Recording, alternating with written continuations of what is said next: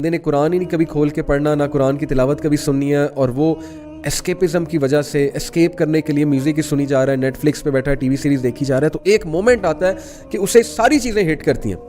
Trust me, at the end of the night, when he or she has watched so many episodes of seasons اور اس نے بہت سی movies دیکھ لی ہوتی ہیں، پھر وہ سوچتا ہے کہ یار میں نے اتنا کچھ کر لیا ہے، now what next؟ اور ایک ٹائم آتا ہے کہ اتنی فرسٹریشن ہوتی ہے کہ بندہ کہتا ہے یار what am I doing؟ کس حد تک یہ انٹرٹینمنٹ میں دیکھوں اور میں کر کیا رہا ہوں، and where will it all end؟ یہ بڑا بیسک کویسچن ہے ریئلی. یہ آپ سب کے ساتھ بھی ہوتا ہوگا. کبھی کبھی فرسٹریشن ہو جاتی ہے بہت زیادہ، جب اللہ کی عبادت ہی نہیں کرنی، جب قرآن ہی نہیں پڑھنا، اسپرچویلٹی زیرو ہے اور نفس الامارہ گرو ہوئی جا رہا ہے.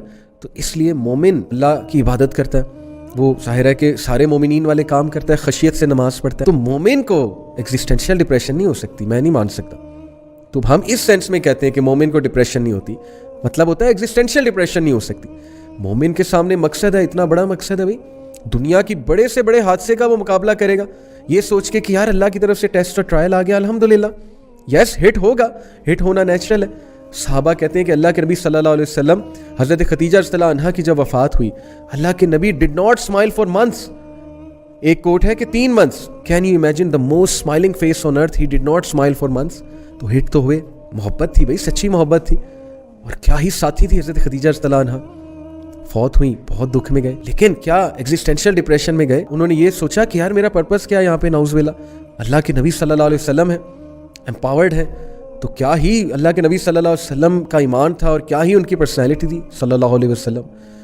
تو اس لیے میرا بتانے کا مقصد یہ کہ یس دکھوں سے، گریف سے انسان ہٹ تو ہوتا ہے، لیکن کبھی بھی یہ نہیں سوچتا کہ یار میں خودکشی کر لوں، یا مومن یہ سوچے کہ یار پھر لائف کا مقصد کیا ہے. وہ انٹرپریٹ فوراً کر لیتا ہے، اللہ کی طرف سے ٹیسٹ ہے، حادثہ ہے، اللہ مجھے گرو کرنا چاہ رہے ہیں، آخرت میں ریوارڈ ملے گا، جنت میں ریوارڈ ملے گا، صبر کا جو ہے وہ بہت ریوارڈ ہے، اللہ مجھے عزت دے گا، دنیا میں اللہ میرے رینکس کو ایلیویٹ کرے گا. پھر تقدیر کا کانسیپٹ، ٹھیک ہے نا کہ حادثہ لکھا ہوا تھا، میں نے بہت کوشش کی. اب مثال کے طور پہ ایک بندے کا MBBS میں ایڈمیشن نہیں ہوا، انجینئرنگ میں ایڈمیشن نہیں ہوا، اس نے بڑی محنت کی گورنمنٹ کی ایک پوزیشن لینے کے لیے، اس کا ایگزام کلیئر نہیں ہوا، اس کا انٹرویو ہوا، وہ انٹرویو میں فیل ہو گیا.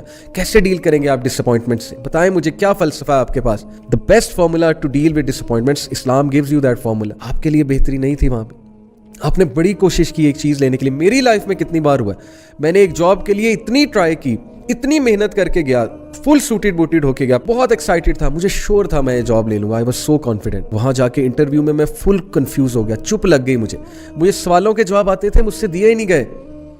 اب میں باہر آیا، میں فل جو ہے وہ اس میں شاک میں، ڈپریشن میں چلا گیا کچھ دیر کے لیے کہ یار یہ ہوا کیا ہے. But then Islamic philosophy of life brought me back کہ نہیں، اللہ کی بہتری تھی، اللہ نے کچھ کام لینا تھا نا. الحمدللہ ثم الحمدللہ. آپ دیکھیں after years now I am doing دعویٰ ورک. تو کیا پتا اس جاب میں جاتا، پتہ نہیں میں دین سے دور چلا جاتا. اللہ معاف کرے، اللہ knows best. This philosophy will save you.